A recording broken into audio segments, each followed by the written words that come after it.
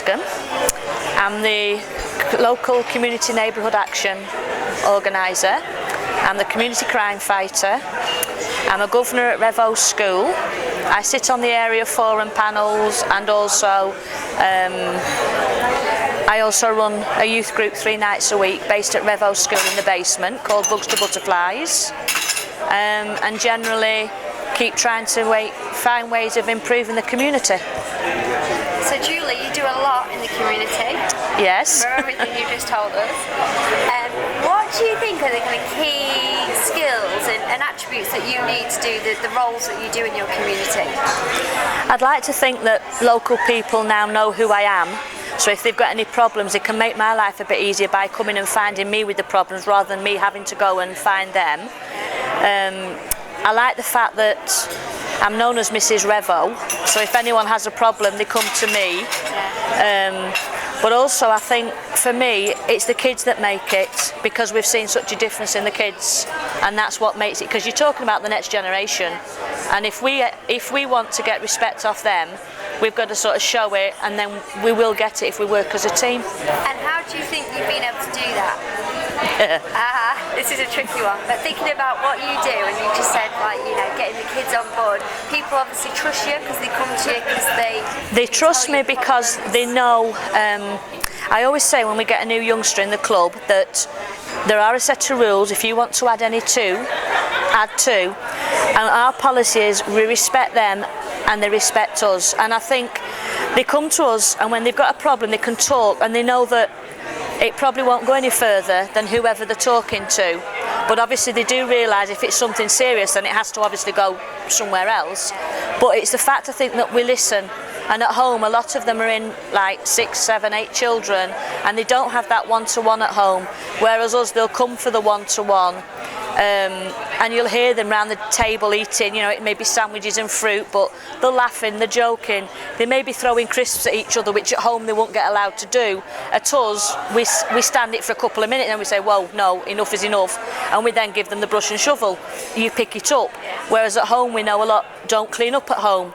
But at our place, they know they get their own chairs out, they put them back. They finish with a game, they put it back. And it's just about teaching them, because it's going to happen in later life. And if we can get it now, at this age, hopefully by the time they get to 14, 15, which is to me the difficult age, because from 15 to 18, there's not a lot on offer for them, because they're not kids, yet they're not adults. And there's not a lot of places where they feel they can go and sort of merge. So we would love to help the 15 to 18s, but it's sort of, what do you do with them? You know what I mean? And we can't accommodate the lot of them. Whereas in Revo, we found that the kids that really, really need somewhere is the little ones. Not necessarily the 5-year-olds, but maybe 8 or 9, because sometimes when they come to us on a Wednesday night, that's the only meal they get. So we are dealing with a lot of disadvantaged families in the area. And obviously you're kind of leading on this in a way and coordinating, and obviously it takes quite a bit of partnership work, I think. So how have you kind of got other people in your local community on board to support you and help you, and particularly things like fundraising, and how have you gone about doing that? Regarding the community, I've got my husband Colin, who I wouldn't be without him. I couldn't do it without him. We have a few volunteers. I think there's 9 of us all together. Like on a Monday night there's 4, Wednesday night there's 3 of us, and Friday night there's about 6 or 7 of us. And basically it's again teaching them with respect, you know, well, not teaching, that's the wrong word, trusting them, you know, giving them the respect again, because they're only all volunteers. You know, I can't be barking orders or saying, look, do this, do that, because at the end of the day, none of us are getting paid for this. We're doing it because we want the streets to remain as they are. Regarding funding, we were so privileged. We got a fair share project that gave us £10,000 a year over a 3-year period. That was fantastic, because we took the kids to London. They went and saw a musical. We stayed overnight at a youth hostel. They rode the buses. We went to Buckingham Palace. They saw Prince Charles, who waved to them. It was fantastic, and it's something that they won't be able to do. We were able to do more healthy eating with them. They made their own pizzas. You know, we did things that they couldn't normally do. Unfortunately, like anything, it's come to an end, the Fair Share project, and at the moment we haven't got any funding. But we charge £1 to come in, and out of the money that we get coming in we have to pay the rent, which is, you know, like £10 a session, and the rest of it goes in the petty cash, the tuck. And don't get me wrong, half the time we are out of pocket ourselves, major when it comes to Christmas, Easter, anything like that. You know, we have to buy our own eggs, we have to buy our own selection boxes.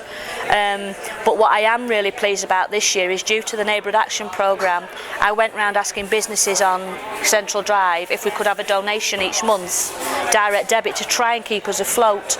And the local co-op on Central Drive are sponsoring us as their local charity, and that is fantastic, because what we're aiming for, and I know you're thinking big, but we're at the stage now where we can move forward. These kids have been coming now for 6 years. They realise that they're not getting everything for free anymore, so we're organising sponsored swims, we're organising bagpacking, but the co-op has sponsored us, like I say, and now our next aim is a minibus, because we're in the basement of a school that gets hot and stuffy in the summer, and to be able to take them out and go to the beach and have a kickabout, let them have a paddle, and to know that we can take 16 kids, it would be absolutely fantastic. So if you do know anybody that's got any money or an old bus, bit of a plane. Yes. I've got two more things, Julia, I would like you to do on camera. First one is, if you could just share with us what your vision is for your community where you are. So what would be your, and you don't have to have a think about it first, but obviously what is your driver really? I know, like you mentioned about obviously what happens, but kind of, you know, what drives you to keep doing what you're doing? Because you see the kids, you see them coming half an hour before you open each session, they're there at the door, you know there's a need for it. You may be tired, and trust me, half the time when it gets to 5 or 6 o'clock you don't want to go out your front door, but when you know you've got those kids and they're going to be all over you, and the atmosphere, they're buzzing, they're loving what they're doing, and you can come home at night after a 2 or 3 hour stint and you're shattered, but you know you've kept 50 kids off the street that night, and those 50 kids would have been in the community kicking doors, bashing balls, and we've kept those off the street, and it's not been a huge sort of discomfort for us. But what I'd like for the future is to get a minibus. I'd like to get a property, a building where it's ours, where we can do what we want. We can do, like, the kids like drawing and things like that. In our place we can't do like what I call good graffiti. Get a building, let the kids have a wall, have the whole inside of a wall, let them do their art. Let's have somewhere where we can take them to the beach, we can go to the park for a game of rounders. But more than that, I'd like the kids' parents that we're working on to get involved, so that we can do more as a community and get them to realise that, you know, these are your kids, they're not my kids, they're your kids, and for us to be able to do something with them, then give something back. And I think this is where the ABCD comes in. It's the asset mapping, because now some of these parents, if we get an empty building, some of these parents that can do building or joinery, I'll be pulling them in. And I think it's, like I say, I'd love to go back to what I call the old-fashioned way, where everybody knows everybody in the street. I'd love a big street party for this Queen's Jubilee. We can't do it in our street because unfortunately we're in an area where a lot of the houses are rented, they're cheap, you know, people buy them just to rent them, so they're not bothered about what tenants they've got in, and people keep moving all the time, so we can't do it. But that would be my community, just to get everybody in the street, close the street down, have a party. But I like a human swap shop. That's what I would really like, whereas I can babysit for someone's kids if they'll maybe do something for me that I can't do, and that's what I'd like, is a human swap shop.